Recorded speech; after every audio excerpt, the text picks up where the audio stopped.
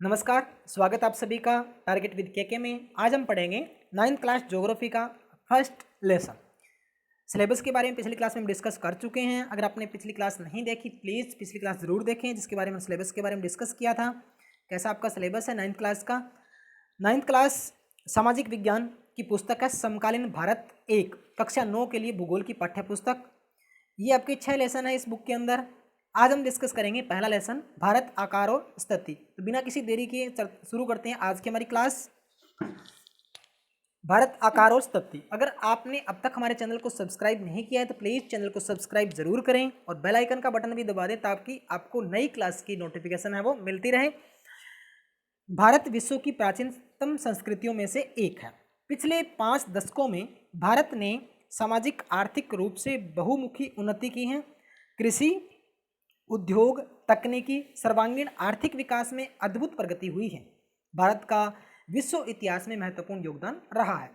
कहने का भाव यही है कि पिछले कई सालों से, 5 दशक का मतलब 50 साल हैं, तो 50 से 70 सालों तक भारत का जो योगदान है विश्व के सभी क्षेत्रों के लिए है। चाहे वो कला का क्षेत्र है, कृषि का क्षेत्र है, उद्योग धंधों का क्षेत्र है, तकनीक का मतलब टेक्नोलॉजी का क्षेत्र है, सभी क्षेत्रों में अपना अद्वितीय अद्भुत योगदान भारत ने दिया है और इसीलिए भारत विश्व इतिहास में अपना जो है वो नाम छाप चुका है। स्थिति क्या है भारत की, यानी विश्व के नक्शे में भारत कहाँ स्थित है। भारत एक विशाल देश है, बड़ा है काफ़ी, उत्तरी गोलार्ध में स्थित है। आप देख सकते हो ये बिल्कुल इसके बीच में एक दानेदार लाइन आपको दिखाई दे रही है, उत्तरी गोलार्ध में स्थित है। बिल्कुल दानेदार लाइन आप देख सकते हो इसके अंदर, ये देखिए बिल्कुल दानेदार। इसके जो ऊपर का भाग है ये वाला, ये उत्तरी गोलार्ध है और पीछे दक्षिण नीचे का भाग है, इसको दक्षिणी गोलार्ध कहा गया है। ठीक है, और ये जो देख रहे हो भारत, ये भारत है, तो उत्तरी गोलार्ध में स्थित है ये। इसका मुख्य भाग, भारत का मुख्य भाग का जिक्र किया गया है 8 डिग्री 4 मिनट उत्तर से 37 डिग्री 6 मिनट उत्तर अक्षांश तथा 68 डिग्री 7 मिनट पूर्व से 97 डिग्री 25 मिनट पूर्व देशांतर तक है। कर्क रेखा 23.5 डिग्री उत्तर में देश को लगभग 2 बराबर भागों में बांटती है। मुख्य भाग के दक्षिण में अंडमान और निकोबार द्वीप समूह बंगाल की खाड़ी में तथा दक्षिण पश्चिम में लक्षद्वीप समूह अरब सागर में स्थित है। अपनी एटलस की सहायता से इन द्वीप समूह का विस्तार ज्ञात करो। तो आइए चलते हैं सीधा भारत के मैप में, इन चीज़ों के बारे में पढ़ते हैं, जानकारी लेते हैं। तो ये देखिए, सबसे पहले तो आपको मैं बता दूं, इसमें कहा गया भारत का जो अक्षांश का विस्तार है 8 डिग्री 4 मिनट उत्तर से, ठीक है। इसके बाद में 37 डिग्री 6 मिनट उत्तरी अक्षांश तक, ये भारत की अक्षांशीय स्थिति है उत्तर से दक्षिण तक, ठीक है। इसके बाद में ये कहा गया है 68 डिग्री 7 मिनट पूर्व से 97 डिग्री 25 मिनट पूर्वी देशांतर, ये भारत की है देशांतरीय स्थिति और ये है अक्षांशीय स्थिति। ये जो रेखाएं होती हैं ये देशांतर रेखाएं हैं, इस तरह से ऊपर से नीचे की ओर आड़ी रेखाएं हैं, इनको बोलते हैं अक्षांश रेखाएं। यानी जो नाम दिए गए हैं उससे बिल्कुल उल्टा है ये, ठीक है। तो ये ऊपर से नीचे यानी लंबवत जो रेखाएं हैं वो है देशांतर की रेखाएं, और जो आड़ी रेखाएं हैं ऐसे, ये कौन सी हैं, ये हैं अक्षांश रेखाएं। चलिए अब दूसरी बात पे जिक्र करते हैं, भारत का जो विस्तार है वो कैसा है ये बता दिया। अब कर्क रेखा का जिक्र करते हैं। कर्क रेखा ये देखो भारत को लगभग 2 बराबर भागों में बांटती है। ये कर्क रेखा की लाइन है 23.5 डिग्री की, ये 24 डिग्री की लाइन है, इसे थोड़ी सी नीचे ली गई है 23.5 डिग्री, जो लगभग भारत को आधा इधर रह गया आधा इधर रह गया, ठीक है। इतनी बात आई समझ में। अब अगली बात पे चलते हैं। इसके बाद में जिक्र किया गया है भारत का बंगाल की खाड़ी का। तो ये बंगाल की खाड़ी है, नाम भी दिखाई दे रहा है, ये सारा समुद्र है भारत को नीला दिखाई दे रहा है।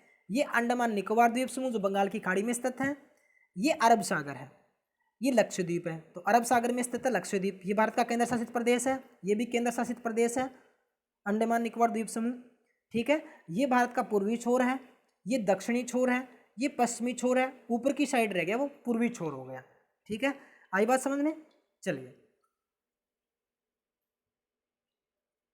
आगे क्या कहा गया है,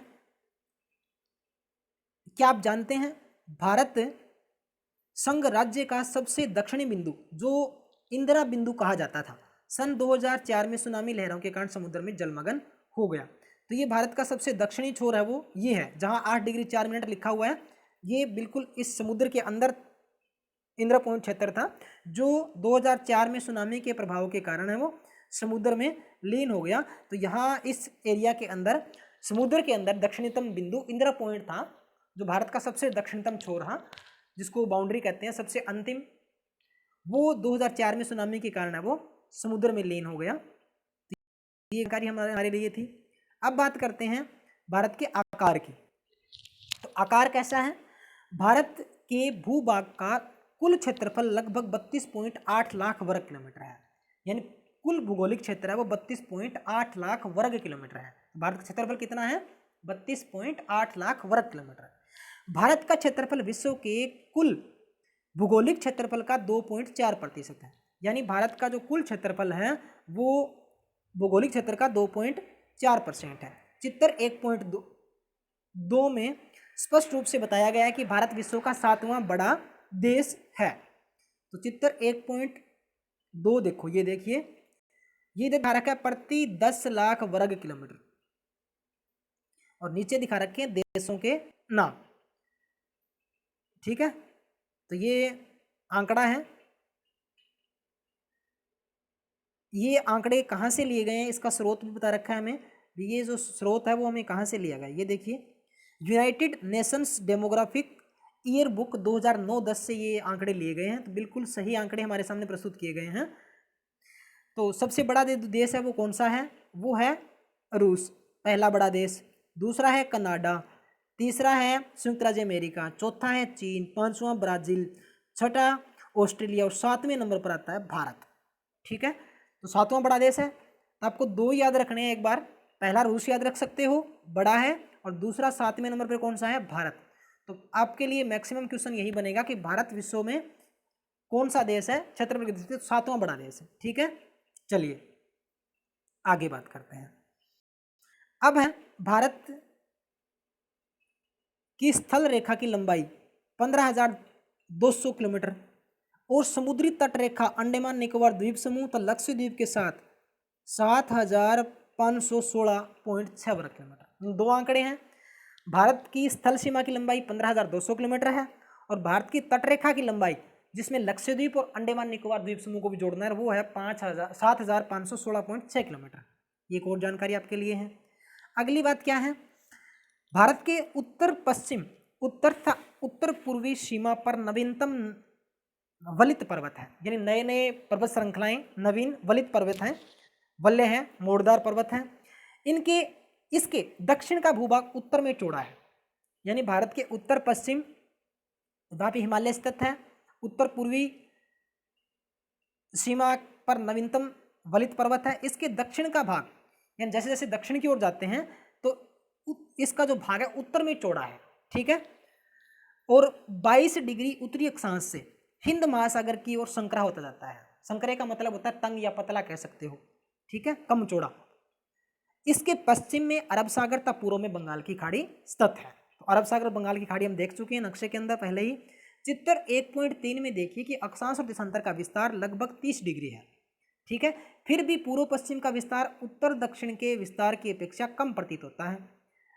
नक्शे के माध्यम से हम जानकारी भी ले सकते हैं। तो ये आपके सामने एक जानकारी है, ये भारत का नक्शा आपको दिखाई दे रहा है, इसके माध्यम से आप देख भी सकते हो। तो भारत का जो, यहाँ से मैं आपको दिखा देता हूँ, ये कहने का मतलब इसका भारत का ये तो उत्तर और दक्षिण का विस्तार है, ये पूर्व पश्चिम का विस्तार है। तो उत्तर दक्षिण का विस्तार भारत का है 3214 किलोमीटर और पूर्व पश्चिम का विस्तार है 2933 किलोमीटर। ठीक है, तो कहने का मतलब इसका यही है कि जो उत्तर दक्षिण का विस्तार है इसकी अपेक्षा पूर्व पश्चिम का विस्तार है वो कम दिखाई देता है दिखने में, लेकिन रियलिटी के अंदर दोनों में 30 डिग्री का ही अंतर है। ठीक है, इनके बीच में बात करें तो 8 डिग्री 4 मिनट और 37 डिग्री 6 मिनट के बीच में लगभग 30 डिग्री आएगा, और 68 डिग्री 7 मिनट से 97 डिग्री 25 मिनट इन दोनों के बीच में भी लगभग 30 डिग्री का अंतर है। लेकिन दिखने में ये कम है, ये ज़्यादा है, सिर्फ दिखने में फ़र्क है, बाकी है लगभग समान है। ठीक है, चलिए अगली बात क्या है हमारे लिए, वो क्या डिस्कस करते हैं। अगर आपको क्लास अच्छी लग रही हो, समझ में आ रहा हो, तो प्लीज़ लाइक करें, वीडियो को शेयर भी करें, सब्सक्राइब भी करें। अब इसमें नई जानकारी हमारे लिए यही है, गुजरात से अरुणाचल प्रदेश के स्थानीय समय में 2 घंटे का अंतर है। गुजरात सबसे पश्चिमी छोर है और अरुणाचल प्रदेश सबसे पूर्वी। सूर्य कहाँ से निकलता है? पूर्व से। अस्त कहाँ होता है? पश्चिम के अंदर। तो मतलब सबसे पहले सूरज अगर भारत में दिखाई देगा तो वो अरुणाचल प्रदेश में दिखाई देगा, सबसे पूर्वी राज्य है।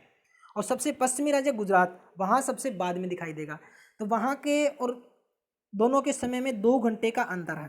कहने का भाव है, चलो आगे बात मैं करता हूँ। अगर अतः 82 डिग्री 30 मिनट पूर्व देशांतर रेखा को भारत का मानक यामोत्तर माना गया, जो कि उत्तर प्रदेश में मिर्जापुर से गुजरती है। चलिए अब इस पे बात करते हैं। देखिए, अब ये है हमारे पास भारत का नक्शा। देखिए, अब ये कहता है ये सबसे भारत का पूर्वी छोर है, ये सबसे पश्चिमी छोर है। सबसे पहले सूरज यहाँ निकलेगा पूर्व में, अरुणाचल प्रदेश ये है, यहाँ सबसे बाद में दिखाई देगा। यहाँ के और यहाँ के टाइम में, यानी अरुणाचल प्रदेश और गुजरात के टाइम में लगभग 2 घंटे का अंतर है। ठीक है, अंतर क्यों है? क्योंकि ये हमारी कौन सी रेखाएं हैं? ऊपर से नीचे वाली सारी देशांतर रेखाएं हैं। एक देशांतर को पार करने में, एक देशांतर को पार करने में 4 मिनट लगते हैं। कितने मिनट लगते हैं? 4 मिनट। देशांतर रेखाएं समय को बताती है। एक नई जानकारी को बता दूं, देशांतर रेखाएं किसको बताती है? समय को, टाइम को। अक्षांश रेखाएं दूरी को बताती है। देशांतर रेखा, एक देशांतर बराबर 4 मिनट होता है। एक देशांतर बराबर लगभग 111 किलोमीटर होता है, या सही एक्यूरेट आप अगर बात करें तो 110 पॉइंट समथिंग होता है। तो इसको लगभग में अप्रोक्सीमेट हम याद करेंगे, लगभग 111 किलोमीटर। एक अक्षांश बराबर 111 किलोमीटर। तो हमें एक बार टाइम का मतलब रखना है। टाइम का मतलब एक देशांतर को पार करने में 4 मिनट लगा। इन दोनों के बीच में अंतर कितने देशांतर का है? 30 देशांतर का। पता कैसे लगा? ये है 68 डिग्री 7 मिनट, ये है 97 डिग्री 25 मिनट। तो 97 डिग्री 25 मिनट से ये माइनस करेंगे तो हमारे बीच में लगभग 30 डिग्री आ जाएगा अप्रोक्सीमेट। ठीक है, तो 30 गुणा 4, 30 अंतर है दोनों के बीच में। 4 हमने लिया मिनट का, एक देशांतर बराबर 4 मिनट। 30 को 4 से मल्टीप्लाई करेंगे तो 120 मिनट आ जाएंगे। 120 मिनट को हम 2 से डिवाइड, सॉरी 60 से डिवाइड करेंगे। 60 से डिवाइड क्यों किया? घंटे बनाने हैं इसके 120 मिनट के। 60 को इसलिए डिवाइड किया क्योंकि एक घंटे में 60 मिनट होते हैं। तो 0 से 0 कैंसिल हो गया, 6 को 2 से करेंगे 2, यानी 2 घंटे आ गए। इन दोनों के बीच में 2 घंटे का अंतर आ गया। यही बात हमने बुक के अंदर पढ़ी थी। ठीक है, अब करना क्या होता है, यहाँ मान लो सूरज दिखा 6 बजे, यहाँ 2 घंटे बाद दिखाई देगा ना।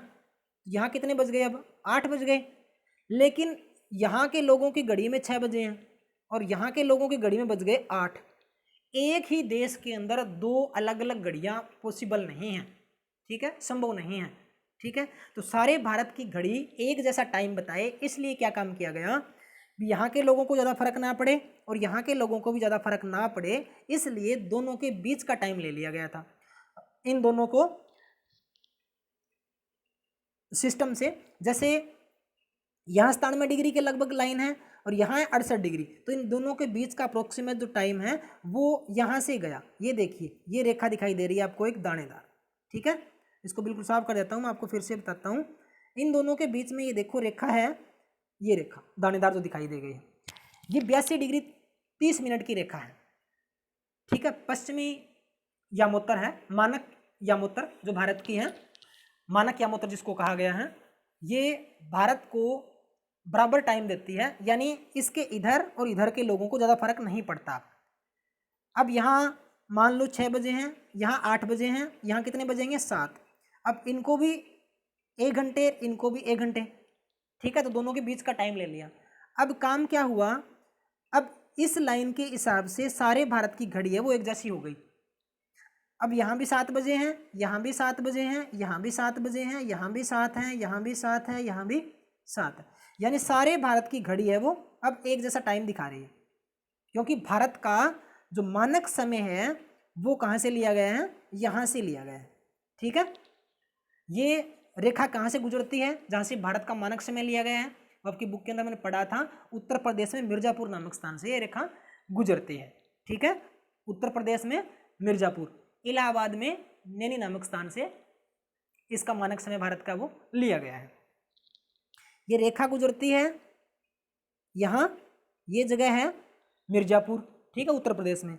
और भारत का जो मानक समय लिया गया है वो मिर्जापुर के बिल्कुल ही पास के अंदर है, इलाहाबाद में। नहीं, इलाहाबाद भी यूपी में ही है, उत्तर प्रदेश के अंदर ही, कहीं अलग नहीं है, कहीं आप सोचो अलग है। तो इलाहाबाद में नैनी नामक स्थान से भारत का मानक समय लिया। मानक का मतलब जो हमने मान लिया है, सारे भारतवासियों ने एक जैसा माना है। ठीक है, तो ये भारत का मानक समय है। आई होप आप लोगों को समझ में आई होगी बात। चलिए आगे बात करते हैं हमारे अगले टॉपिक पे।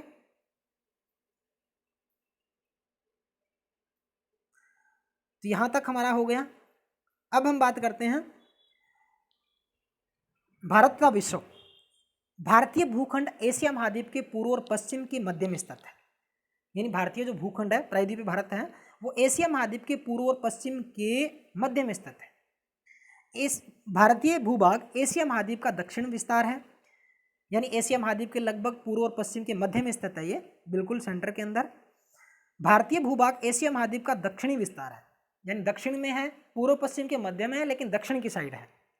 हिंद महासागर जो कि पश्चिम में यूरोपीय देशों और पूर्वी एशियाई देशों को मिलाता है, भारत को केंद्रीय स्थिति प्रदान करता है। देखिए दक्षिणी का पठार हिंद महासागर में शीर्षवत, यानी सिर की हिसाब से लंबवत जिसको कहा गया है, शीर्षवत फैला हुआ है। और पश्चिमी एशिया, अफ्रीका और यूरोप के देशों के साथ साथ पूर्वी एशिया के देशों से भी पूर्वी तट के माध्यम से निकटतम संबंध बनाए हुए। निकटतम का मतलब आपसी क्लोज रिलेशन है, बिल्कुल पास होने के कारण। हिंद महासागर में किसी भी देश की तटीय सीमा भारत जैसी नहीं है, यानी हिंद महासागर के अंदर किसी भी देश की सीमा है, तटीय सीमा है। तट का मतलब होता है किनारा, जहां पानी और स्थलीय भाग मिलते हो। भारत की इसी महत्वपूर्ण स्थिति के कारण एक महासागर का नाम इसके नाम पर रखा गया है, यानी हिंद महासागर है वो हिंदुस्तान भारत का नाम है। हिंदुत्व के आधार पे, हिंदी भाषा के आधार पे हिंद महासागर का नाम रखा गया है। एक रोचक जानकारी है, क्या आप जानते हैं सन 1869 में स्वेज नहर के खुलने से भारत और यूरोप के बीच की दूरी 7000 किलोमीटर कम हो गई थी। स्वेज नहर का मार्ग वो खोल दिया गया था, जिसकी वजह से दो, यानी भारत और यूरोप दूसरे महाद्वीप के अंदर है, जो भारत एशिया में है, तो इनके बीच की दूरी है वो काफ़ी कम हो गई थी। ये हमने पहले ही स्लाइड देख ली है, ये इसके बारे में भी, नक्शे के बारे में डिस्कस कर चुके हैं हम। देखिए काफ़ी अच्छी जानकारी आप लोगों के पास थी।